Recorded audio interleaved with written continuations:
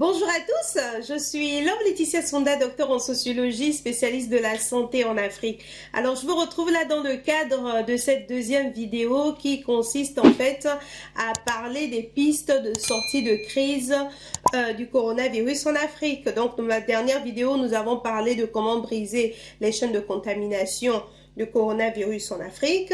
Et donc aujourd'hui, nous allons voir comment en fait envisager une autre piste de sortie de crise. Elle consiste en fait à considérer la stratégie de passer en fait de la contamination communautaire à la riposte communautaire.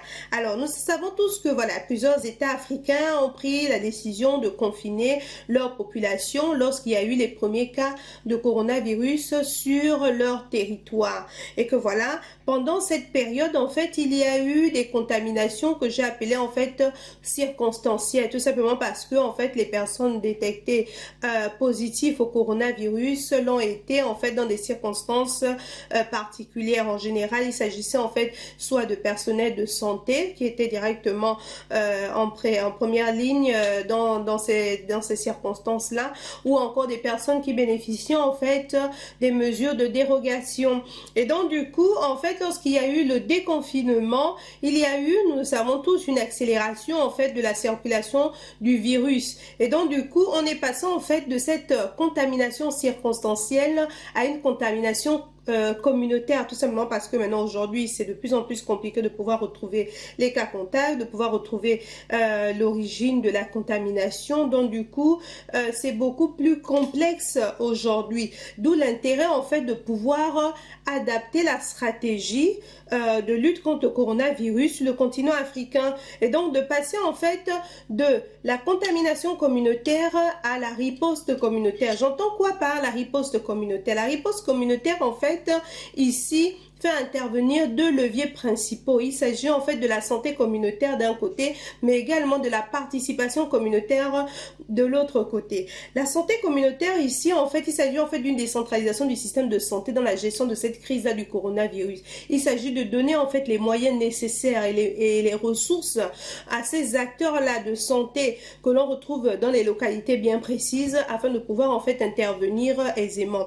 Il s'agit en fait ici de valoriser en fait l'accès aux soins de proximité qui a été déjà tant laissé à l'abandon dans plusieurs pays africains. Il s'agit en fait ici là d'avoir non seulement un comité de professionnels local en fait qui travaille au plus près de la population. Non seulement ils connaissent leurs patients, ils connaissent leurs antécédents, mais également ils sont plus à l'aise lorsqu'il s'agit en fait d'une prise en charge concernant en fait le coronavirus. Et donc du coup, ce qui me paraît intéressant ici là, c'est de pouvoir vraiment mettre en avant voilà cette médecine là, cet accès aux soins également pour tous, tout simplement parce que voilà, à part le coronavirus, le reste des maladies que les populations connaissent d'habitude n'ont pas pris de vacances. Les maladies sont toujours là, et donc du coup je pense que cette médecine de proximité là viendrait également pour pouvoir travailler également dans la continuité des soins pendant la phase épidémique du coronavirus. Et donc du coup, ce qu'il en est en fait par rapport à la santé communautaire, elle est en fait ici soutenue par la participation communautaire.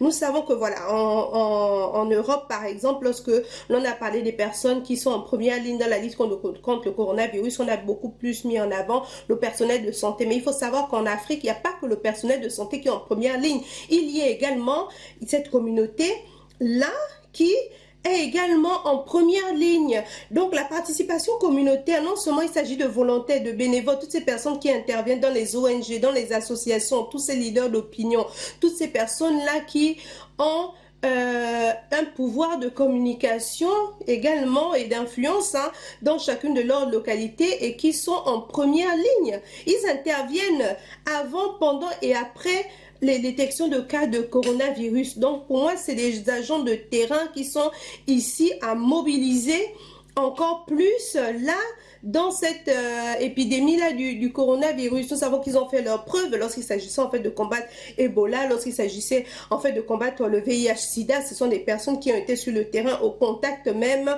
de la population, qui savent en fait retransmettre les décisions du gouvernement au niveau local, dans les langues vernaculaires par exemple aussi. Et donc du coup ici, il s'agit en fait des acteurs de terrain qui remontent également des informations essentielles dans la prise de décision en ce qui concerne la gestion de cette crise du coronavirus. Donc voilà moi ce qui me semblait être là essentiel à pouvoir annoncer ou souligner là dans cette piste de sortie de crise. Et donc en résumé, voilà, en plus de tester, tracer, isoler, comme le recommande l'OMS, la stratégie africaine doit s'asseoir sur une riposte communautaire. Donc voilà ce que j'avais ici à partager avec vous dans le cadre de cette deuxième vidéo.